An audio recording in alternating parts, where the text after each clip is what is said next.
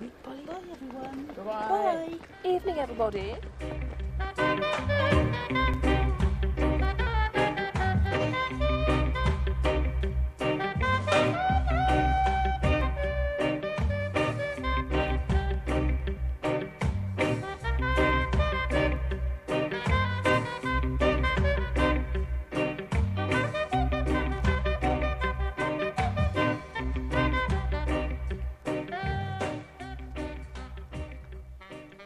Although today it's taken for granted that every office has a fax machine, only a few years ago it was almost unknown.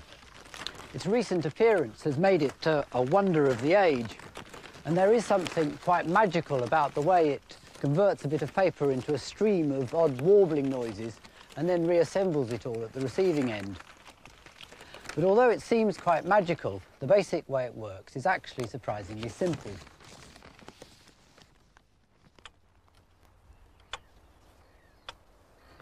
We're going to demonstrate this principle with a human fax. Rex has got a big bit of paper just over the ridge, and I'm going to fax this message to him using these flags to signal to him. We're going to walk over our bits of paper using metronomes to keep us in step. And I'm going to hold up the green flag to signal the start of each line, and I'm going to hold up the red flag whenever I step on a black bit of the paper.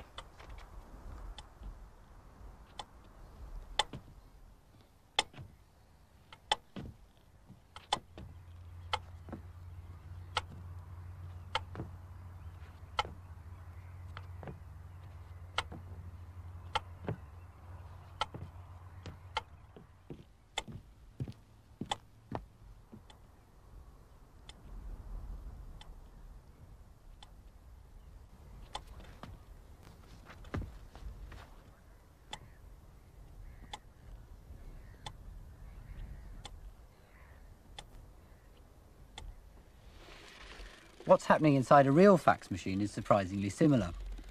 There's a sensor that reads a line at a time at the sending end and a printer that prints out a line at a time at the receiving end. The lines are usually much too small to be visible, except at the tiny writing at the top of a fax, which identifies where it's come from.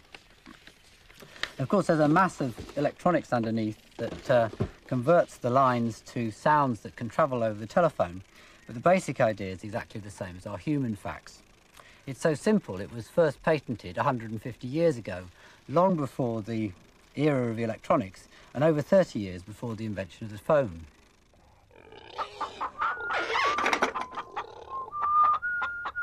The inventor was a Scotsman called Alexander Bain, who came from a remote croft in Caithness. Jings, nothing to do. There must be more to life than sheep. His interest in the new science of electricity was inspired by a lecture, and he started experimenting in 1840. Buying only a coil of wire, he used cattle jawbones for hinges and heather for springs. He made batteries by sinking plates of different metals into the earth.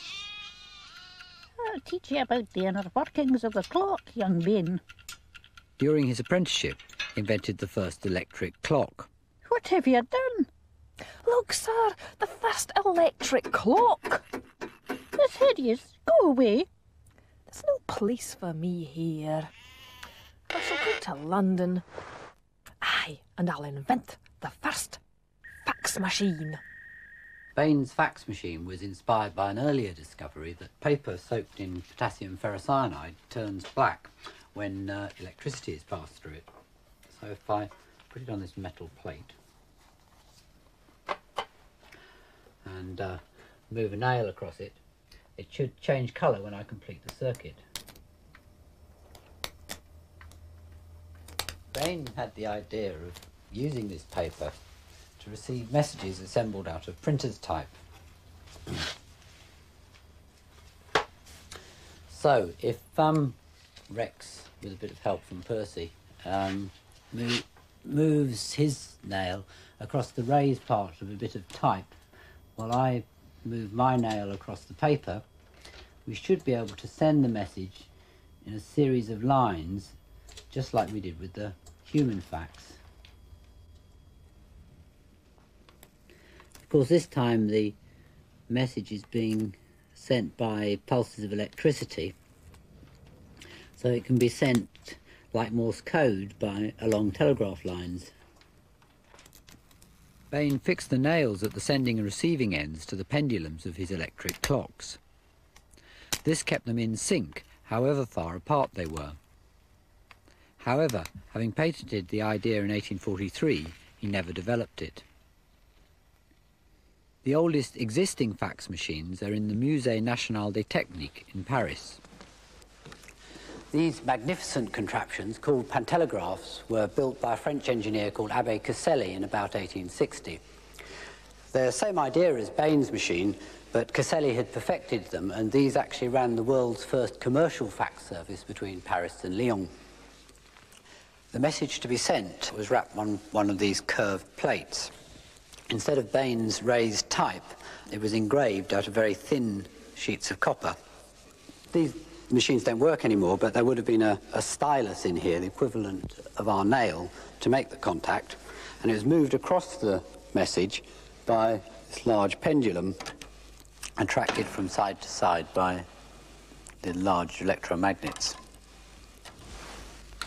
At the receiving end, you'd put a bit of Bain's soggy paper on one of these curved plates with another stylus resting on it. Then, if you got the two pendulums swinging together, the message could be reproduced. In practice, getting the pendulums to swing together 250 miles apart wasn't at all easy. They had to have a separate clockwork chronometer at each end to get them in sync before the message could be sent. The definition the pantelegraph achieved is really quite extraordinary. Unfortunately, though, it was too far ahead of its time. The pace of business life was so slow that there wasn't any real demand for it, and it was abandoned after only 4 years due to lack of customers. The thing that revived interest in fax machines after Caselli's failures was the discovery of how many electrical materials were sensitive to light. In fact, this is quite a common phenomenon, and most semiconductors are light sensitive to a degree, and if I cut the top off this power transistor, I can show you. It's connected up. You can see on the meter, when I put my hand over the transistor to cut the light off, the resistance goes down. When I remove it, it goes up. And you could use this as a light-sensitive switch. In a fax machine, light-sensitive switches made it possible to send messages written with ordinary paper and ink, and photos, and in fact any black and white image. This is because they work not only with a beam of light, but also with reflected light. You know, I've got a sawn-off transistor here. If I hold it over a bit of paper brightly lit by a spotlight, only the white parts reflect enough light to switch the transistor.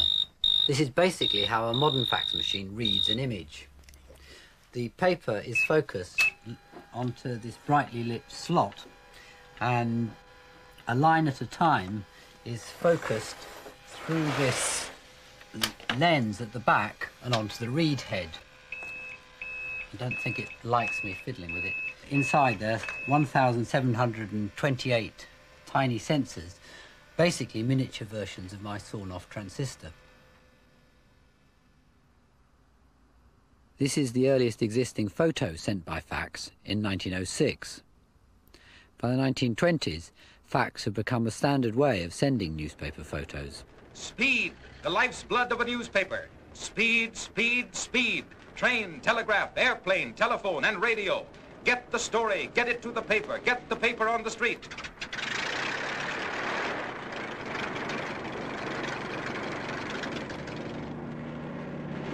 Every available development of science and engineering has been utilized to get the story to the reader in the shortest possible time. And now, the latest miracle of news gathering, sending pictures by wire, has lifted the curtain on a new era in newspaper history. It is only a matter of minutes after a news event has occurred before newspapers all over the country are carrying pictures that tell the story more graphically and completely than the printed word by simply picking up a telephone and calling the paper. Most of these machines work by wrapping the picture around a drum and then moving a single sensor slowly along it. This model shows the basic idea. The page transformed into a string of black and white bits and then all recombined at the receiving end.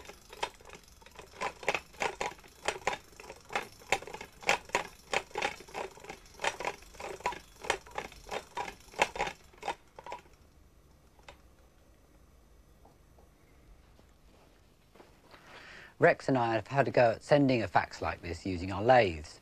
I'm going to send this message to Rex. This is my light-sensitive switch, the sensor. I'm going to put that in the lathe here. Clamp it in. Now, I've connected it up to this little sounder so that it'll squeak whenever it passes over a black bit of the message. This is a soggy paper, like we used over at Tim's workshop. Now I'll put this paper around a drum on my lathe, and this piece of wire represents the nail we used. Now this little sensor, this microphone, I'll put on the loudspeaker of the telephone, and when it picks up the bleeps from Tim's sender unit on his lathe, it will leave a mark, it will go through here, leave a mark on the paper by a sound-sensitive switch, and the same thing as if I shout into it. If I start the lathe up, hang on, if I start the lathe up, and you actually see it, the little light will come on if I shout, "Hello!" You can actually see the smoke coming off the paper where the current's going through. "Hello! 1, 2, 3, 1, 2, 3. Switch off again. And then you can actually see the black marks left by my voice.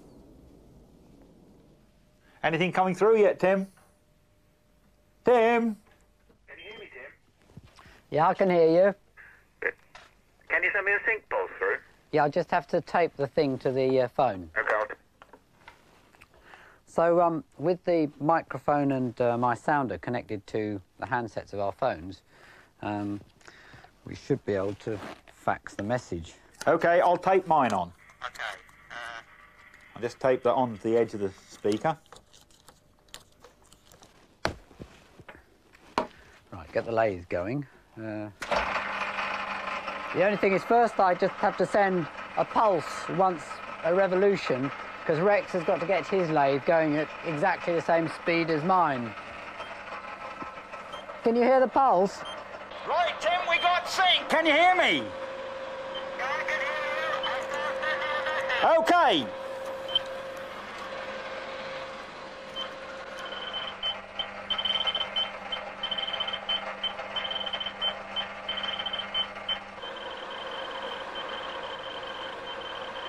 Well, it's coming through quite clearly now. I can even see the first line. Before I stop it, it says Utopia. I'll stop the lathe.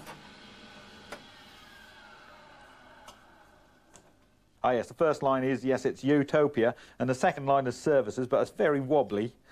It's a job to keep it in sync, but it's not bad for a lathe.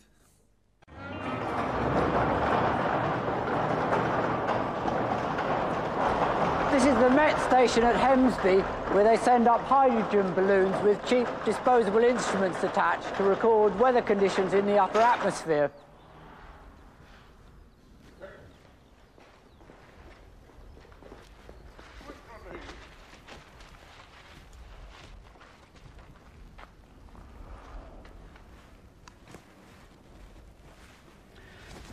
The information from sites like Hemsby all over the country is collected at the Met head office and assembled into the weather map. A completed map is then sent back here by fax. Although it looks quite neat and modern, the fax receiver is actually still endearingly primitive. It still uses Bain's soggy paper, and inside it's all very mechanical still. Looks a bit like a lawnmower, actually. We'll just stop it. This rotating helix, the bit in contact with the paper, slowly moves along the line. from one end to the other. It has considerable drawbacks. For a start, it only works with dedicated phone lines. It creates quite large sparks across the paper as it prints out the message. And this means that this contact strip has to be replaced every day or two. Also, the paper stops working as it dries out, and the vapour it gives off can be a health hazard. The machine's days are now numbered. They're gradually being replaced by a computer system. It is extraordinary, though, that although fax machines have had specialist uses like this for over 50 years, that they've only come into general use in the office in the last 5. Every year, more than 200 million telegrams pass through the hands. The main reason why fax machines took so long to catch on is that an alternative system for sending written messages by telephone lines had already become established, the teleprinter and telegram service. The keys are punched. The distant receiver records each letter on a moving paper tape. An operator removes the tape and gums it to the familiar yellow blanks. Bain had pioneered teleprinters after he abandoned the fax, but he got involved in furious patent battles. Mr. Bain, the court finds you did not invent any of these things. That was my patent. Why did I leave Scotland? At least I could trust my sheep. He died, bitter and penniless, in a home for incurables in 1877. You are about to witness a race between the Xerox telecopier transceiver and Speed Johnson, one of the fastest messengers in the world. They will both attempt to get a copy of this important document to a destination at the other end of the city. And they have to get it there in 4 minutes or less. Okay? On your mark, get set, go! Speed will be using an ordinary motorcycle. The telecopier, an ordinary telephone. By the 1960s, electronics had advanced enough to revive interest in office fax machines or telecopiers. They were very expensive, slow, and different manufacturers' machines were all incompatible with each other. The telecopier copy has just arrived, ladies and gentlemen, in exactly 3 minutes and 57 seconds. The development that really made the fax machine practical was the digital fax. This not only split the image up into lines, but into a complete grid of tiny squares. So first you have to put a grid over the image, and then decide which squares are going to be white and which squares are going to be black. That's what I've done down here. Well, now I can send this to Rex just like I did at the beginning of the programme, square by square. The only difference is that this time Rex needs an assistant, because Rex is going to have to look at what he's doing to get the paint exactly in the squares. He's got a similar grid with the squares marked out just like mine. Right, okay. Start. Black. White. Black. White. Black. White. Black. The big advantage is that Rex should be able to reproduce exactly what I'm sending. Even if I hold my flag up at slightly the wrong moment, Rex is unlikely to fill in completely the wrong square. It's this precision that makes it possible to send digital faxes much faster without losing any quality in the reproduction. A mathematician called Huffman worked out all the possible codes for the different run lengths of black squares and white squares. And he gave the shortest codes to the most common run lengths on an ordinary typewritten letter. If I put a mask over a line of the type, hold a magnifying glass over it, you can see that there are a lot of thin black lines. These are actually each 2 squares wide. And if you look on the Huffman code, you can see, because this is very common, it has a very short code. If you look at the white spaces between the lines, you can see they're all much more variable in width. So all the white spacing have longer codes. This is the same idea as Morse code, where the vowels have shorter codes than the less common consonants. And this explains why fax machines slow down when they're scanning a complicated image like a photograph and speed up when they get to a bit of text. The familiar thermal fax paper simply works by turning black when it gets hot, which we should do in front of this fire. A small heating element can blacken a very precise area of the paper. This is basically what's inside the thermal printer of a fax machine. It's a row of 1,728 tiny heating elements, one for each digital square of a line. The only moving part is this roller that feeds the paper through the printer.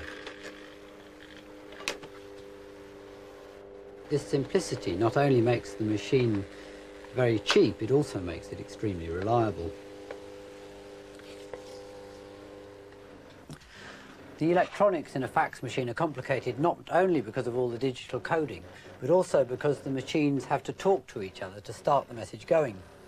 This handshake procedure is pretty complicated.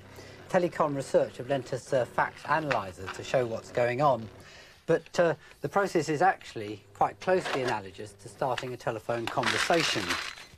So if I ring Rex now, what's this on? 525, all right. You're engaged. It's fax, I'll switch that off. Yeah, switch this off, yes, all right then. Stop. Well, you stop. That's it. Okay, I'll try you again. Hello, Rex here. You'll have to speak up. Hello, Tim here. Can you understand me if I speak this fast? Waffle, waffle, waffle, waffle, waffle, waffle, Yes, I waffle, understand waffle. you. Okay, waffle, waffle, waffle, waffle, waffle, waffle, waffle, waffle, waffle, waffle, waffle, waffle, waffle, waffle, waffle. That's all I've got to say. Okay, everything understood. Bye. Bye. And that completes the handshake procedure. Although the handshake is complicated, it happens completely automatically, so the machines remain extremely simple to use. What shall I have today then? I'm sure this is why they've become so popular in the office. Mr. Jones? What are you playing at? This is an office, not a fast food emporium. Ooh. Knitting pattern? Joan? Is this for you? Oh. I've told you 100 times, don't use the fax for your hobbies. Oh, sorry. Oh, really? Polly? I'm expecting a very important fax for work. I do not want the machine abused for private use. And that goes for everybody. Ooh. This is the last straw. Oh. Here you are, love. Nice cup of tea. And we've got you a private fax of your very own. Happy now? Here he is. I hope I've managed to demystify these inscrutable machines a bit in this programme. I have to admit, though, I don't find the modern machines quite so appealing as the early ones. I came back from Paris so enthused by the pantelegraph that I couldn't resist having a go at trying to make one. It might not be completely practical in an office, but there is something rather hypnotic about it.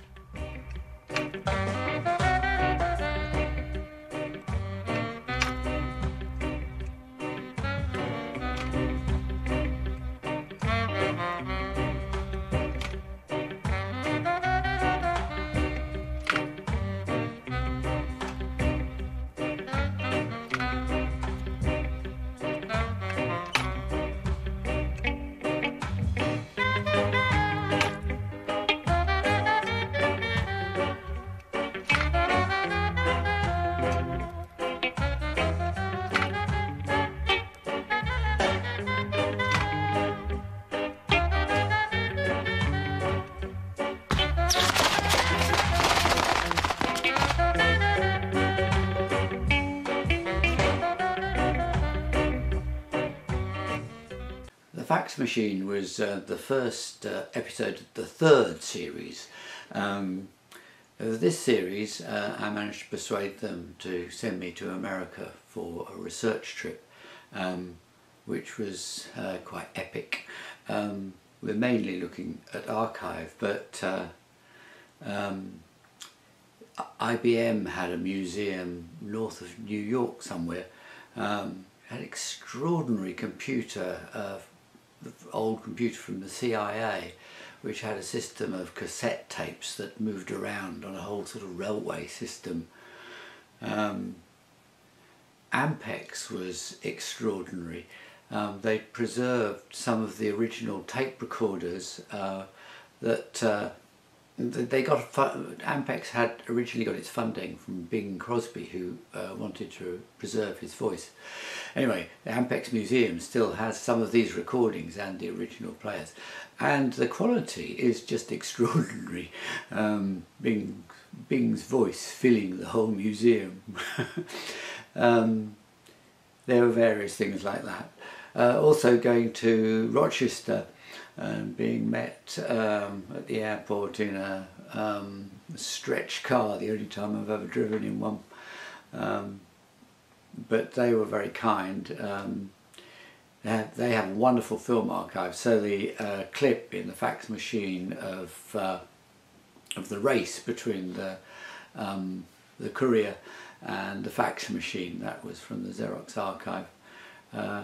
And there was a very wonderful old engineer who'd been involved since the beginning, who was just full of stories about how the photocopiers used to catch fire with the fusing elements inside the machine, and many, many others good stories. Anyway, a bit of a distraction, but it set me off on a good footing, this American trip. So the fax machine itself, well, at the time, it really only recently become introduced as a general office tool. It was still a thing that was hyped and people were curious about it. It's extraordinary to think that it's almost completely disappeared again now, 30 years later. Another event in filming this episode was that there wasn't enough money to send the whole film crew to Paris to film the Pantelegraph. But I was desperate that it should be in the film. So eventually I persuaded the producer that we could go just with a friend of mine who had a video camera. But you probably notice in this new version, the remastered version, that it's particularly bad quality. I'm afraid we didn't have quite the gear to match what the proper crew could do. The lathe fax was fun. It was always very difficult rehearsing that with me at one end and Rex at the other, and I think we had a very rough rehearsal, but that was all we managed to do. And then on filming, of course, one of the assistant cameraman had to go down to Rex's, which is 25 miles away, and trying to get it all coordinated. It was quite a lot of drama. That was why it was exciting, and very triumphant when we managed to get it to do something. I don't think we ever did it again. It's not at all practical. Another thing I was quite proud of in that episode is the Met Office balloons and their antique fax machine. I really think we just caught that right at the end of its run. With a few years it has definitely become completely obsolete. So it was nice to have a record of that system. There are one or two things like that in the series where we just arrived at the right time. Well, like the last lift of the ice blocks in the old ice making factory in one of the first films is another example. I find those things particularly satisfying. Well, what's changed? Well, faxes have disappeared almost. I think they're still used in some circumstances for sending things securely. Harder to decipher and intercept if you haven't got the right machine. But generally, of course, email has completely replaced it, and sending attachments as PDFs or whatever. So there's not the need for it. I used to have a fax line here. Don't need it, got rid of it.